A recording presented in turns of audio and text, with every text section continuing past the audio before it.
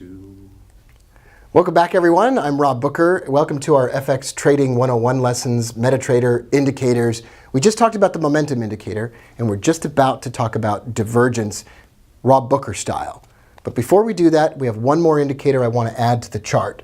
We'll do a quick description of the relative strength index. We go to Insert, Indicators, Oscillators, and we choose Relative Strength Index. When we do that, it will pop up a box. We want to choose Parameters. How does that look, Nate? We good? I'll move it back towards you a little bit. Perfect. We're going to change the period from 14 to 21. We're going to apply it to the close. And we're going to keep it white, just so it's pretty easy. The levels, we want to keep those at 30 and 70. And then we want to click OK. Now I'm going to cough. I'm going to cover up my microphone and cough. I've had a cold recently. So sorry about that, everyone. I'll grab my water. Get a big swig of water here. Thank you. I apologize for that, everyone. So sorry about that. All right. The relative strength index is now on the lower part of our chart here. And the relative strength index, being an oscillator, will travel in a band upward and downward. In fact, Nate, we could even take the camera here and then adjust the iPhone so that we can show some overbought and oversold areas on the relative strength index down in this area right here. And I'm going to draw on the screen, so that will be a good idea.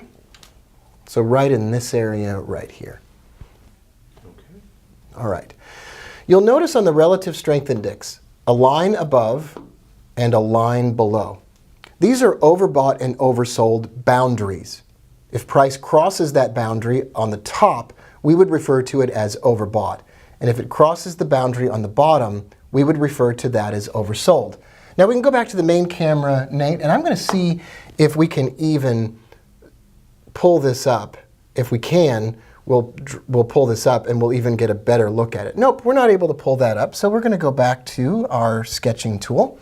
And we're going to look at some overbought and oversold areas on the relative strength index. I'll move back here so you can pull up. Well, we can move in this area right over here if that's doable. Yeah, let me just kind of crank that over a bit. All right. Okay. So we remember that this is the boundary for overbought, and the lower line is the boundary for oversold. If price gets below the lower boundary, we would call that oversold. Like an airline is oversold when there's too many passengers on the plane. A financial instrument is thought to be oversold when it has traveled too far down for too long, for too great a time, and it dips below that level and it goes oversold. Generally, not all the time, generally people will teach you that that means price is ready to go up again. On the opposite side, if price crosses the upper boundary, we would refer to that as overbought.